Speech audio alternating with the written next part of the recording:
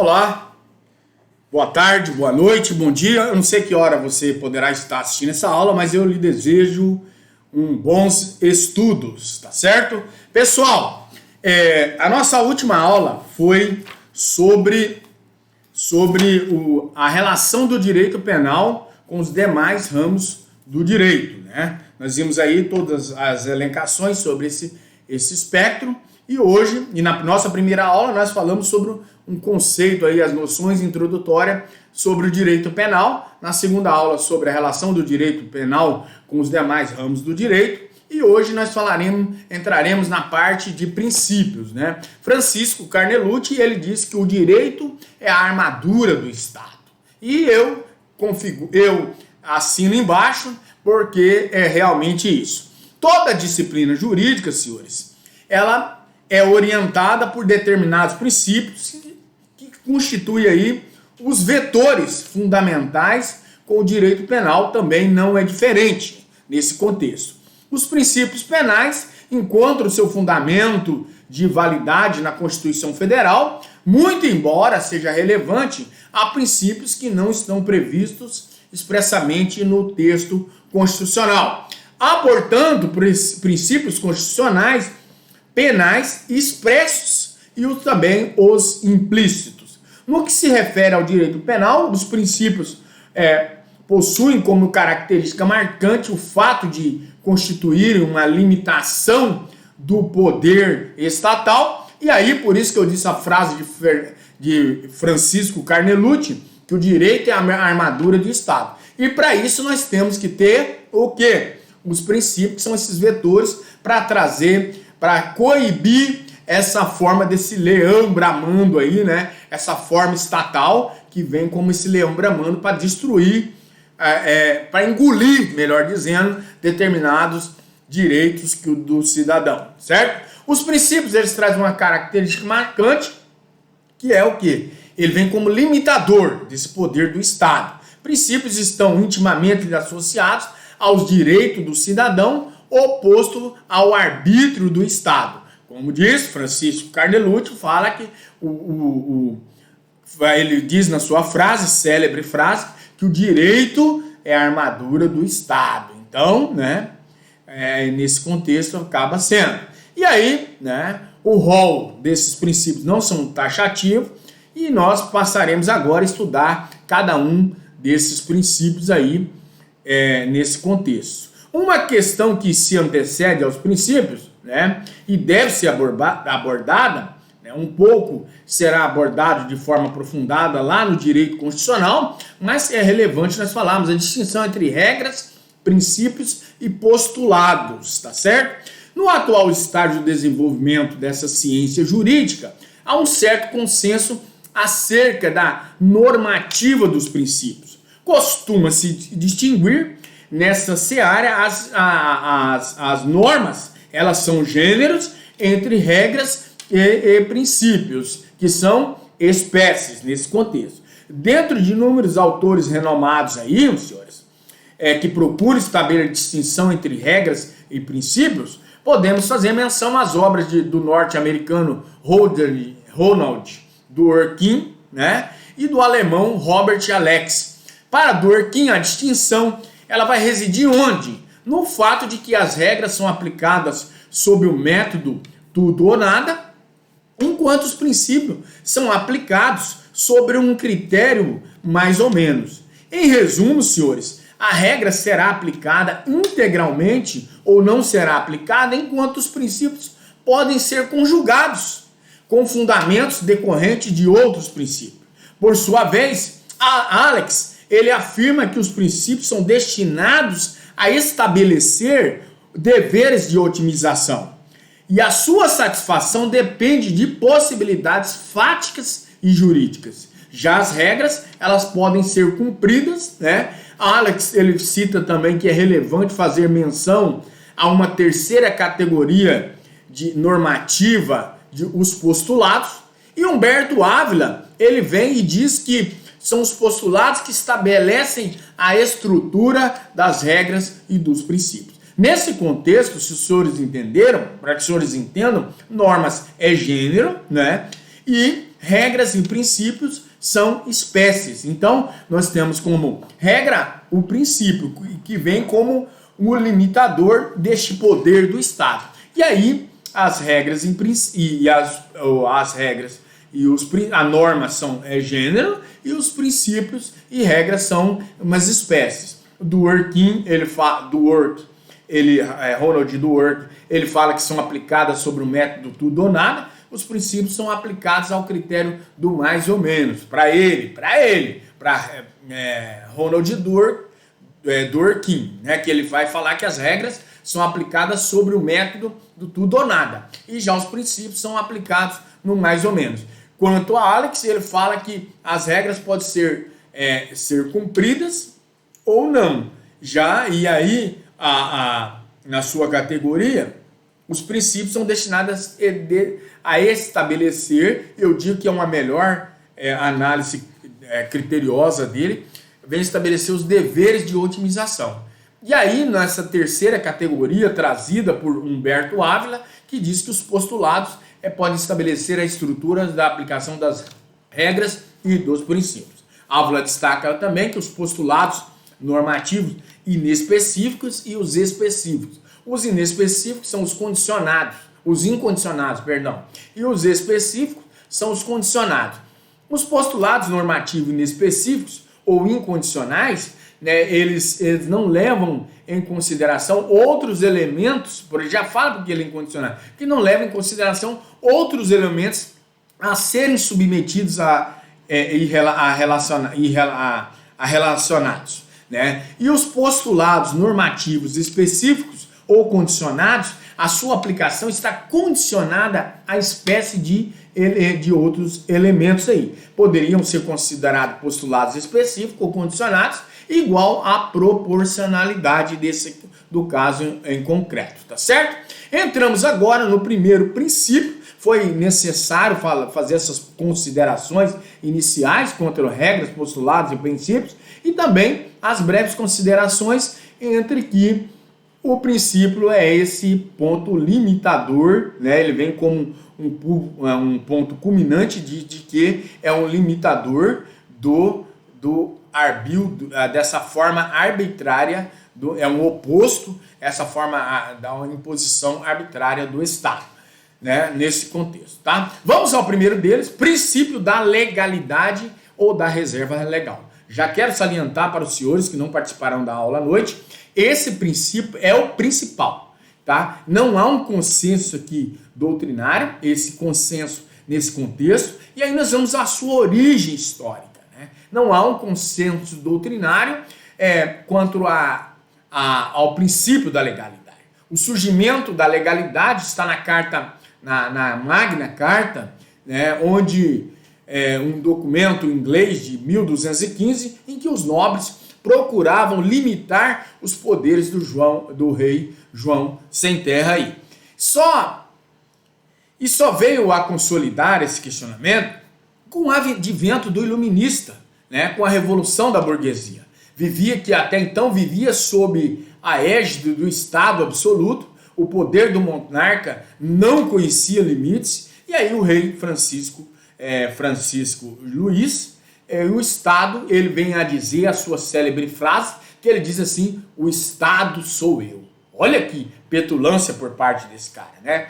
E aí o Estado possui poderes absolutos, onde o indivíduo não dispõe de nenhum direito, né? Sequer é possível falar em cidadão nessa época e neste momento histórico aí, e sim dos súditos. Esse cenário começa a se modificar com o pensamento iluminista, que defendia a limitação do poder do Estado. E aí, no campo do direito penal, a reserva legal, ou seja, a necessidade de uma aprovação de uma lei anterior definindo essa conduta criminosa, né? E aplicando assim, e também quanto à aplicação da sanção penal. Por exemplo, para que os senhores entendam, hoje eu fiz uma audiência onde o delegado de polícia, na fase do inquérito policial, apreendeu o celular, era um tráfico de droga, apreendeu o celular. E aí o artigo 402, vou falar aqui agora, do Código de Processo Penal, ele diz, né, que, por exemplo, na audiência de instrução, Aí eu perguntei, e o quanto à apreensão dos celulares?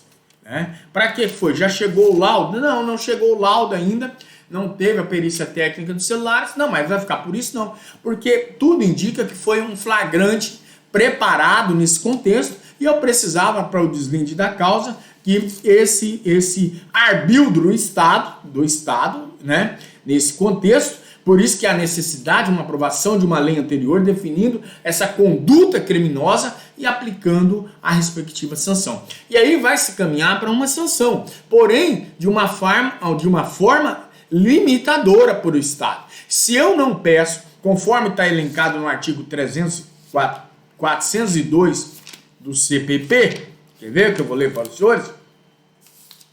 O que diz o artigo 402? Diz assim, ó.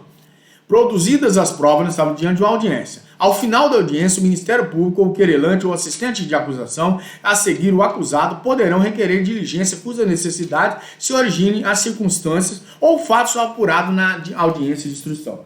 Havia-se a necessidade porque ali foi ventilado que possivelmente houve um flagrante preparado. A súmula 145 do STF proíbe, né, eu não vou ler aqui, mas os senhores procuram, o flagrante preparado.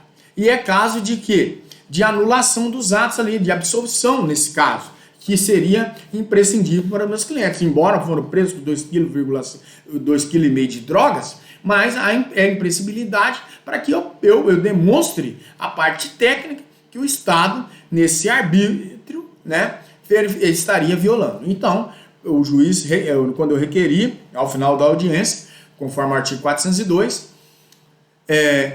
o juiz acatou em totem, mandando, no prazo de 60 dias, que fossem encaminhados para a perícia, a quebra do sigilo telefônico aí, né, dessas mensagens. Se o delegado mandou ou não mandou, vai oficializar a delegacia para fazer tal situação. E a quebra do sigilo telefônico dos meus clientes para provar que houve um flagrante preparado. A legalidade ela foi defendida com veemência por César Beccari, né? Esse estandarte das ideias iluministas na seara penal. A vitória do iluminista é consagrada pelo princípio da reserva legal, tá bom? Porque esse princípio da legalidade, ele também é conhecido como princípio da reserva legal. Lá onde nas declarações de direito humano, essa vitória do iluminismo, né? Dos direitos humanos no mundo, né, aconteceu. Trata-se de um importante limite ao poder punitivo do Estado, que não poderá aplicar nenhum tipo de sanção penal sem a edição prevista de uma lei, que nós verificaremos agora o que eu estou falando aqui, para ficar mais claro para os senhores. E aí nós vamos vendo que nesse contexto, a denominação, o princípio da legalidade, né, também pode ser chamada de reserva legal, legalidade estrita ou intervenção mínima, né, intervenção legalizada, que são expressões sinônimas nesse contexto, consagrado em nossa doutrina e também na nossa jurisprudência. Há um dissentimento desse entendimento. Flávio Augusto Monteiro de Barros, ele assevera que o princípio da legalidade está estampado no artigo 5º, inciso 2º da CF, que ninguém será obrigado a fazer ou deixar de fazer alguma coisa, senão em virtude de lei. E abrange aí todos os atos normativos, leis, decretos, regulamentos e etc., né? Já nesse contexto. Já a reserva legal não admite outro ato normativo, senão em virtude de lei. Então, quando se falava que um decreto, e havia aquelas falações aí, aquelas falácias no meio de Facebook, Instagram, pessoas não querendo cumprir as leis. Então, quem não estava cumprindo estava corretamente acertado, né? Não sei se de forma pensada ou impensada, mas ele estava fazendo correto, porque ninguém será obrigado a fazer ou deixar de fazer alguma coisa, senão em virtude de lei. Para fazer lei, tem que ser conforme lá o professor de Direito Constitucional vai passar para os senhores, conforme se a aprovação dessa lei passar pelo Congresso Nacional e daí por diante tomar todas as medidas plausíveis ali, né? Tanto no Congresso Nacional, ser aprovadas, ter as aprovações devidas aí, que é o professor constitucional, tá? E a reserva legal não admite outro ato normativo senão a lei. Então, decreto não é lei, né? Regulamentos não são lei e resoluções também não são lei. Tendo em vista, no âmbito penal, a legalidade é estrita em sentido material e também formal. De nossa parte, acreditamos que a legalidade e reserva legal pode ser empregadas como empregada com expressões sinônimas, tá certo? A previsão e o alcance, senhores, né? Neste contexto, o princípio da legalidade ou da reserva legal encontra-se expressamente previsto na Constituição Federal, né? No artigo 5º, inciso 39 da Constituição Federal, que diz o seguinte, só um minuto, ao vivo é assim, e assim por diante. Até olhei aqui para baixo, pensei que não estava gravando, ó, cheguei gelado. Diz o seguinte, não há crime sem lei anterior que o defina, nem pena sem prévia cominação legal. Não há crime sem lei anterior que o defina, nem pena sem prévia cominação legal. Então, não há crime sem lei que o defina e nem pena, nem ser penalizado sem prévia cominação legal. Então, quer dizer, se não deve haver pena se não tem a lei anterior que defina o crime. Então, nesse contexto, é o mesmo contexto que está ligado lá no artigo 1º do Código Penal. Eu li da Constituição Federal, artigo 5º, inciso 39 da Constituição Federal. Agora eu vou para o artigo 1º do Código Penal. Diz o quê? Que não há crime sem lei anterior que o defina e não há pena sem prévia cominação legal. A mesma redação, vou dizer que é a mesma redação lá da Constituição Federal, nesse contexto. Dessa forma, né, nesse contexto aqui, é o que? É o artigo 60, parágrafo 4º, inciso 4 também, vai obstar a deliberação de qualquer emenda à Constituição tendente a abolir os direitos e as garantias individuais. O princípio em estudo é uma cláusula pétrea, não pode ser suprimida por reforma constitucional e, de forma objetiva, esse princípio da legalidade, ele obsta a definição de uma conduta criminosa sem que haja a expressão prevista de uma lei. E aí está, esta não é uma característica específica do direito penal. Em verdade, essa ideia de submissão do próprio Estado à lei, por ele, é editada e inerente ao Estado de Direito. Além disso, senhores, é necessário nós esclarecermos que o princípio da legalidade há de ser aplicado não apenas aos crimes, não, mas também às contravenções penais, que eu falei para os senhores, infração penal, tem crime e contravenção, as contravenções penais, por força do artigo 1º do Decreto 3.688, de 1941, a Lei das Contravenções Penais. Esse tema é um tema polêmico trazido pela doutrina e durante muito tempo as medidas de segurança não se submeteriam à legalidade. O entendimento hoje encontra-se superado por força do princípio que nós estamos dizendo em estudo aqui, que é o princípio da legalidade ou da reserva legal. A definição de crimes e previsão de sanções deve ser realizada por lei, em sentido material, matéria reservada à lei, e formal, obediência ao processo legislativo, certo? Previsto na Constituição Federal para as leis. O que eu tenho dito, que muitas das vezes a população desconhece o que nós estamos falando aqui sobre essa questão de uma lei ser aprovada. Por isso a importância do nosso voto, né? Que ao nós votarmos, nós temos que saber que nós temos que votar com uma seriedade, em pessoas sérias, pessoas que estão comprometidas, porque são essas pessoas, nossos legisladores, tanto dos vereadores, deputados estaduais, federais e os senadores, que farão as nossas leis. Eu até digo que é o cargo mais importante, porque está dentro desse processo legislativo previsto na Constituição Federal. Não se concebe a criação de crimes por atos diversos, como decretos, olha, que eu falei, portarias e resoluções. Não se cria crime por lá, entendeste? Cria-se através das leis. A legalidade e medida provisória. Não se concebe o emprego de medida provisória em matéria de direito penal. Artigo 62, parágrafo 1º inciso 1, a linha B, né? Então, nesse contexto, há entendimento doutrinário que a medida provisória em benefício ao réu pode-se, né? E é importante interpretar o bojo da sua função de contenção do poder punitivo. Desse modo, a medida provisória, que possui força de lei para beneficiar o réu, aumenta a contenção ao poder punitivo, razão pela qual seria admissível. De nossa parte, cremos que não se pode conceber a hipótese de medida provisória em matéria de direito penal, ainda que esta utilizada em benefício ao réu. Mas eu só sou uma andorinha voando, né? Nesse contexto. A medida provisória possui dois requisitos quais: relevância e urgência. Uma medida provisória, para que tratasse de matéria penal, seria adotado a relevância.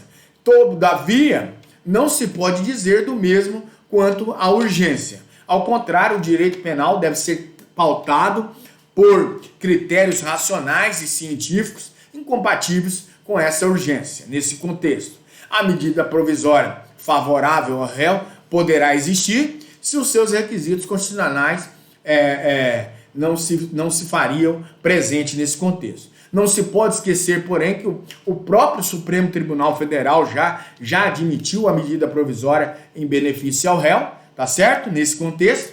Quanto à legalidade e outros atos administrativos, não é possível os atos normativos infraconstitucionais para definir condutas criminosas ou culminar a respectiva sanção penal, tá certo? Nesse contexto, tais podem até servir de complemento para as leis penais em branco, mas não para a definição de condutas.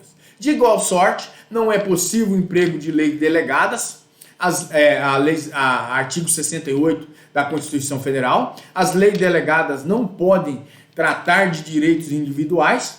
É importante também recordar que o Brasil, ele adota a competência para legislar a matéria penal, é única e exclusiva da União, artigo 22, inciso 1 da Constituição Federal. E o que é que eu estou querendo dizer isso? Pode os municípios? Não. Pode o Estado? Não, exceto algumas questões lá que estará tratada em direito constitucional, tá certo? O fundamento do princípio da legalidade, né? Não há um consenso doutrinário em torno dos fundamentos do princípio da legalidade, mas nas lições de Figueiredo Dias, ele afirma que esses fundamentos são externos e internos. Os externos são ligados à concepção fundamental do Estado, e nós podemos destacar aí o Estado liberal, o poder democrático e a separação dos poderes. Quanto aos internos, a natureza jurídica, né, penal, pode ser identificados a ideia de prevenção geral e do princípio da culpabilidade.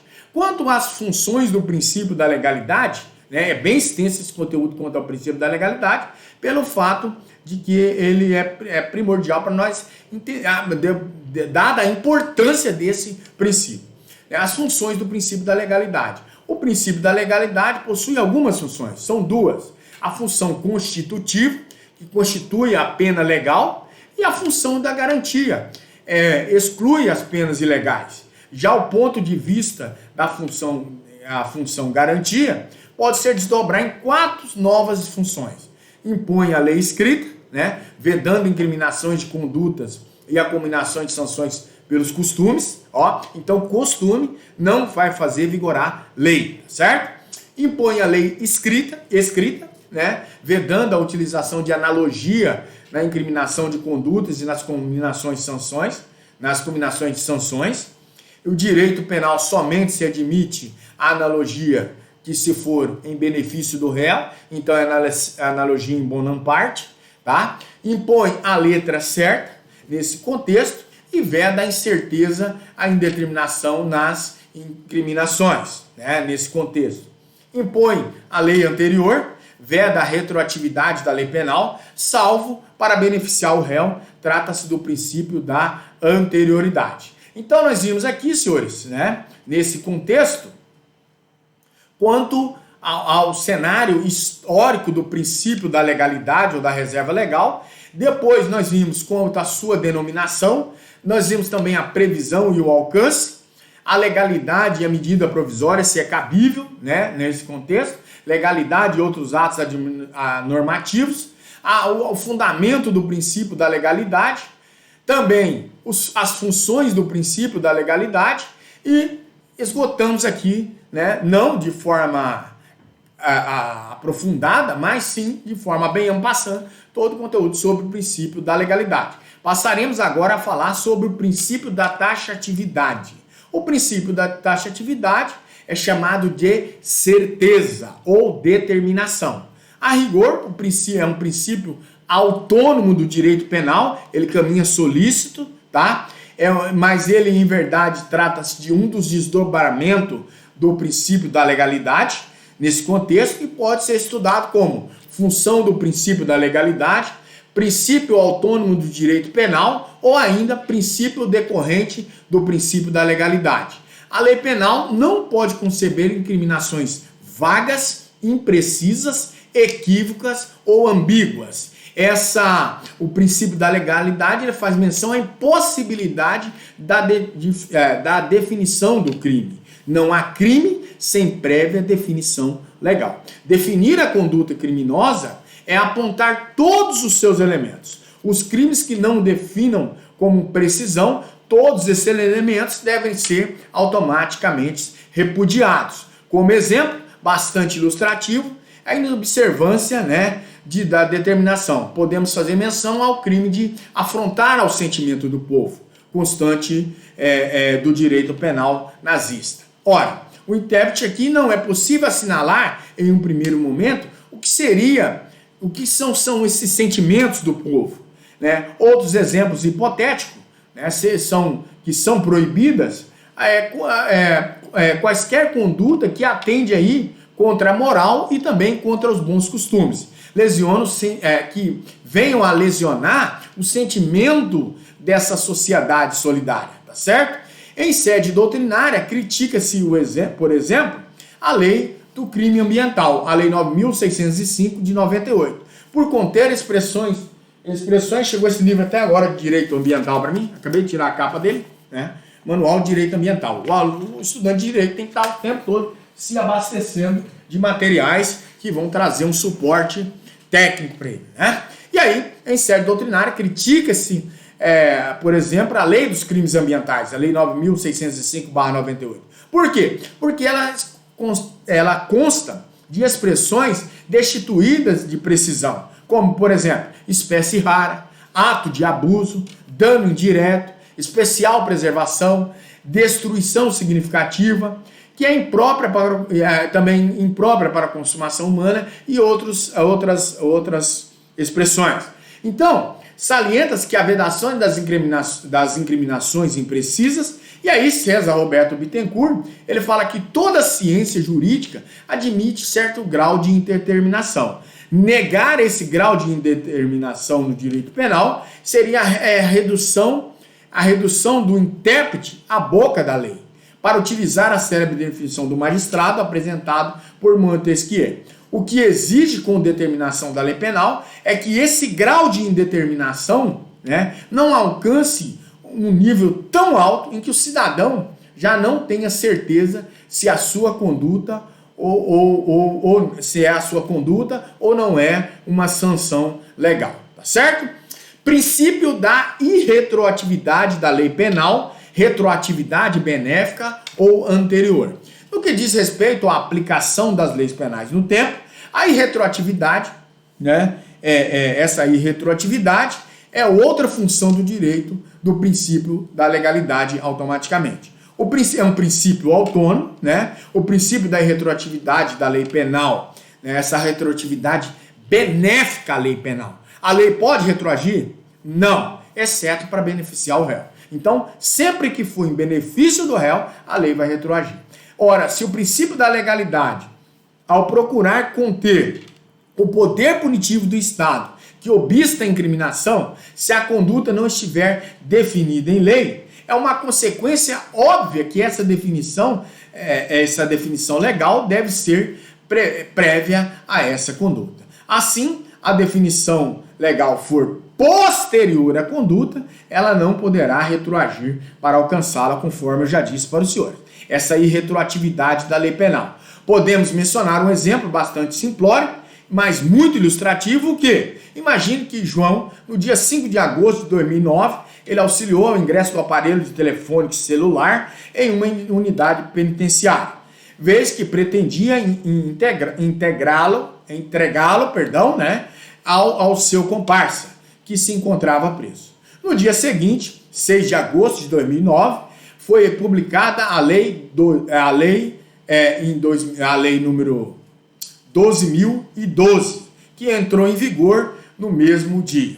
Essa referida lei passou a considerar crime contra a conduta realizada por João, pois inseriu no Código Penal o artigo 349-A, com a seguinte redação: ingressar, promover, intermediar, auxiliar ou facilitar a entrada de aparelho telefônico de comunicação móvel ou de rádio similar, a penalização de 1 ano. Por força da retroatividade da lei, essa pena ela não poderá ser aplicada a João, que praticou o crime antes da entrada em vigor do novo artigo 349-A ao Código Penal. Também não poderá ser aplicada a lei quando a conduta é concretizada no período da vacatio legis. Vocês verão também lá em condicional, vacatio legis é quando ainda ela não entrou em vigor, ela tem aquele prazo de 45 dias para entrar em vigor. Então, ela não vai ser considerada nesse caso aqui.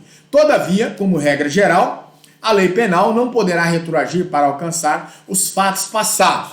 Também é verdade que, em se tratando de lei penal que favoreça ao réu ou condenado, ela deverá retroagir para beneficiar. Este é um conteúdo do preceito constitucional do artigo 5º, inciso 40. A lei penal não retroagirá salvo para benefício do réu. Em sede doutrinária, há quem sustente a possibilidade da retroatividade benéfica, entendimento jurisprudencial, e desse modo, por exemplo, a matéria já foi julgada pelo tribunal, né? Mas após o julgamento houve uma mudança de entendimento na corte que favorece ao réu. Poderia haver um novo julgamento para ser beneficiasse o indigitado? Essa tese não tem sustentado ali, não tem sensibilizado os nossos tribunais, tá certo? Princípio da intervenção mínima, a última ratio. Quarto princípio nosso. Primeiro, nós vimos o princípio da legalidade, depois nós vimos o princípio da taxatividade, terceiro, princípio da irretroatividade da lei, e agora o quarto princípio é o princípio da intervenção mínima ou da última ratio. Devido ao acentuado grau de violência na atuação penal, preconiza a sua aplicação em casos excepcionais, quando se mostrarem falhas as demais formas de controle social. O princípio também é conhecido como última ratio. Há, assim, condutas, muito embora constituindo algum tipo de agressão à esfera de direitos do cidadão, devem ser tratadas por outros ramos do direito. Um exemplo bastante ilustrativo é o caso do adultério. A conduta relativa ao adultério, ela deixou de ser crime em 2005, com o advento da Lei 11.106. No adultério, muito embora há uma afronta à esfera de direitos do cônjuge traído, além de constituir a violação à fidelidade, que é um dos deveres, né, do casamento. Artigo 1566, inciso 1º, do Código Civil, tá certo?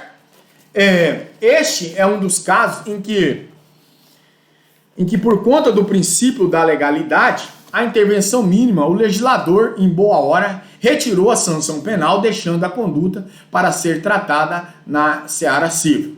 Relevante também destacar que o legislador prevê a intervenção mínima, só deve ser materializar quando se falham as demais outras formas de controle social, recorrer-se a um primeiro momento ao controle social extrajurídico, né, que pode ser o grupo familiar, a escola, o grupo religioso e os demais grupos aí atinentes à sociedade. Ao controle social, jurídico, extrapenal, direito administrativo, direito civil, direito trabalhista e o processual. Ao processual. Já decidiu o STF que o crime de desobediência previsto no artigo 330 do Código Penal, né, desobedecer a ordem de funcionário público, só se configura se não houver uma sanção prevista em lei para o descumprimento. Em decorrência do devido ao processo da intervenção mínima, só haverá incidência do direito penal quando esta for necessária. Podemos concluir que o princípio da legalidade ele impõe uma certa anterior, né, uma lei certa, perdão, uma lei anterior, uma lei escrita e uma lei também estrita. O princípio da intervenção mínima impõe a lei necessária. A intervenção mínima é reflexo da adoção de um sistema penal mínimo, cujos defensores são chamados aí minimalista. O princípio da fragmentariedade, né? Quinto princípio, um desdobramento natural do princípio anterior da intervenção mínima, de acordo com o princípio da fragmentariedade, também chamado de caráter fragmentário do direito penal, nem todo ilícito jurídico será um ilícito penal. O princípio da fragmentariedade traz duas ideias fundamentais, que nem todo bem jurídico merece a proteção do Estado, né? Que nem todo bem jurídico possui a dignidade penal. O cara furtar um palito de fósforo ou um palito de dente, não vai se acontecer essa proteção do Estado. Para quê? E nem toda conduta lesiva aos bens jurídicos merece a proteção do Estado, importam-se ao direito penal, né? Necessário salientar que o recrudescimento das sanções penais, torná-las mais duras, levada a cabo pelo legislador, não desnatura o caráter fragmentário do direito penal. Nesse sentido, já decidiu a Suprema Corte do país, o STJ, tá? Nesse sentido, e aí, embora atualmente, em razão do alto índice da criminalidade e da consequente intranquilidade da sociedade, o direito penal brasileiro vem apresentando características mais intervencionistas. Persiste o seu caráter fragmentário e subsidiário, dependendo da sua atuação, da existência de ofensa a bem jurídico relevante. Sexto princípio, princípio da subsidiariedade. É mais um consectário da intervenção mínima. O princípio da subsidiariedade caminha no sentido de adstringir a atuação penal para aquelas hipóteses, né, em que os demais ramos do direito se mostraram insuficientes para a solução. Esta é a razão pela qual Klaus Roxin ele associa a missão do direito penal com a proteção subsidiária dos bens jurídicos e costuma-se diferenciar o princípio da fragmentariedade da subsidiariedade. Sob essa perspectiva, o princípio da fragmentariedade ele atua no plano abstrato, isto é, ele deve ser orientado ao legislador na elaboração das leis penais. Já o princípio da subsidiariedade, ele atua no plano concreto, ou seja, deve ser observado pelo aplicador da lei penal. E aí, como exemplo, podemos citar aqui o entendimento do Superior Tribunal de Justiça. A caracterização do crime de desobediência não é suficiente um simples descumprimento da decisão judicial, sendo necessária que não exista previsão de sanção específica. Em outras palavras, sendo o direito penal subsidiário, há necessidade de se recorrer a quem? A ele, né? Quando outros ramos do ordenamento jurídico já previram sanções específicas, cíveis, administrativo e processuais. Princípio da humanidade. Mais uma vitória do ideal iluminista, né, dos iluministas, uma intervenção mínima, uma intervenção penal a essa dignidade da pessoa humana, artigo 1º, inciso 3º da Constituição Federal, obstando a imposição de sanções desumanas. Em decorrência do princípio da humanidade, a Constituição Federal ela proibiu em seu artigo 5º, inciso 47, as penas de caráter perpétuo, de trabalhos forçados, de banimento, cruéis, de morte também, salvo em caso de guerra declarada. A Constituição Federal ela dispõe ainda que em seu artigo 5º, inciso 49, que é assegurado aos presos respeito à integridade física e também moral. Uma observância do princípio da humanidade é a pena não perde seu caráter aflitivo. Com base no princípio da humanidade, dentre outros, o STF diz que é inconstitucional a impossibilidade de progressão de regime nos crimes hediondos. Uma edição, e para isso foi editada a súmula vinculante número 26. Para efeito de progressão de regime para o cumprimento de pena por crime hediondo ou equiparado, o juiz da execução observará a inconstitucionalidade do artigo 2º da Lei 8.072 de 1990, sem prejuízo de avaliar o condenado se preenche o requisito ou não os requisitos objetivos e subjetivos do benefício, podendo determinar para tal fim de modo fundamentado a realização do exame criminológico.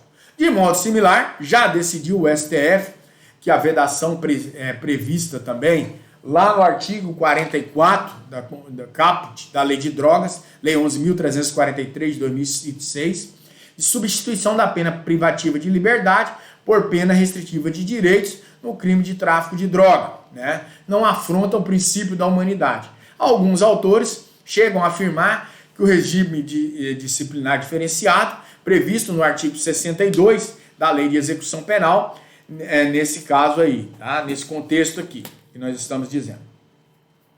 Nesse regime, o condenado ou preso, né, provisório ficam recolhidos em cela individual com maior restrição às visitas semanais e a cela para o banho de sol. Contudo, a jurisprudência dos nossos tribunais, né, não tem visto inconstitucionalidade no Instituto. Princípio da pessoalidade, personalidade, intranscendência ou responsabilidade pessoal são sinônimos. Nenhuma pena passará à pessoa do condenado. Esse é outro princípio também importante. Nós vimos os 3 princípios importantíssimos da legalidade, da taxatividade e agora o princípio da pessoalidade, né? Eu digo, dentre outros desses que nós estamos falando aqui, se for comparar, todos são importantes, mas esse também ele tem um upgrade nele. Nenhuma pena passará da pessoa do condenado. Põe fim ao arbítrio, né, existente outrora, aos familiares do condenado, respondendo aí pelos fatos por eles praticados. Exemplo que nós temos nos estudos, nas citações bíblicas, nós temos visto que naquela época as pessoas cumpriam a pena, pagavam todos os familiares se alguém cometesse a pena. Então aqui veio automaticamente para proibir essas coibição aqui do Estado. Lá era com Deus, aqui é com o Estado. E aí, à luz do direito penal moderno, uma imposição dessa ordem é imaginável. É verdade que os sucessores jamais sofrerão as consequências penais da condenação e não se pode deixar também de anotar que eles deverão responder na esfera civil, dano pelo perdimento de bens até o valor do patrimônio transferido. O disposto no artigo 45 da Constituição Federal que prevê o princípio em apreço. Nenhuma pena passará da pessoa do condenado, podendo a obrigação de reparar o dano, a decretação do perdimento de bens nos termos da lei, estendidas aos sucessores e contra eles executadas até o limite do valor do patrimônio transferido. Essa questão integrante diz respeito à possibilidade da transmissão aos sucessores dos encargos decorrentes da pena de multa. Desde 1996, com o advento da Lei 9.268, a multa é considerada uma dívida de valor, artigo 51 do Código Penal, uma vez transferida, inadimplida, não pode ser convertida em pena restritiva de direito. A despeito da divergência surgida, há um entendimento no sentido de que a multa não pode ser de natureza de sanção penal, ainda que convertida em dívida de valor, razão pela qual não será transmitida aos sucessores do condenado em caso de falecimento. Obviamente, em se tratando de sanções de caráter extrapenal, como uma multa civil, por exemplo, nada obsta que haja a transmissão aos herdeiros na força da sua herança. Não se pode confundir a intransferência com a possibilidade de outras pessoas a suportarem efeitos indiretos da imposição da pena. É natural, né, que quando da execução da pena, as pessoas do ciclo de amizade familiar e de amizade do condenado, elas sofram, né, indiretamente algumas consequências do seu convívio. Em caso de pena privativa de liberdade, não há, nesse caso, afronta ao princípio em tela. Isso é comum, né? Nós vemos todos os familiares, pais, avós, tios, tias, amigos, todas as pessoas que o cercam ali, mulher, marido, sofrendo ali com a pessoa, tá? Nono princípio, princípio da responsabilidade penal objetiva, culpabilidade. Aqui eu traria aos senhores também uma atenção especial para esse princípio. Por quê? É vedada a responsabilidade penal objetiva, sem dolo e sem culpa. Então, para que o senhor entenda, não há penalidade sem dolo e sem culpa, sem averiguar todo o trâmite processual se houve dolo e culpa diretamente. Então, não posso afirmar, eu falo supostamente houve aquela violação, tá certo? Sabe-se que a responsabilidade penal objetiva é largamente admitida em outros ramos do direito, como direito civil ou administrativo. A responsabilidade pública por força lá do artigo 37, parágrafo 6º da Constituição Federal. No direito penal, contudo, não se pode admitir a subsistência deste tipo de responsabilidade, e nessa esteira já decidiu o STF que não existe no ordenamento jurídico positivo brasileiro a incidência da responsabilidade penal objetiva. Prevalece sempre em sede criminal o dogma da responsabilidade com culpa, absolutamente incompatível com a velha concepção medieval, né, nessa época, banida do domínio do direito penal da culpa. É importante observar a expressão culpabilidade. Ela traz um elemento constitutivo do crime. A culpabilidade funciona como fundamento da pena e traz um critério da mediação da pena, artigo 159, e a culpabilidade funciona como um limite de pena. E a negação da reprovabilidade objetiva. Aqui, tratamos do princípio da culpabilidade, abordando aí a impossibilidade de responsabilidade penal destituída de dolo ou culpa. Trata-se de uma terceira acepção, portanto. Em sede doutrinária, os requisitos da responsabilidade penal objetiva, por exemplo, nesse contexto, né,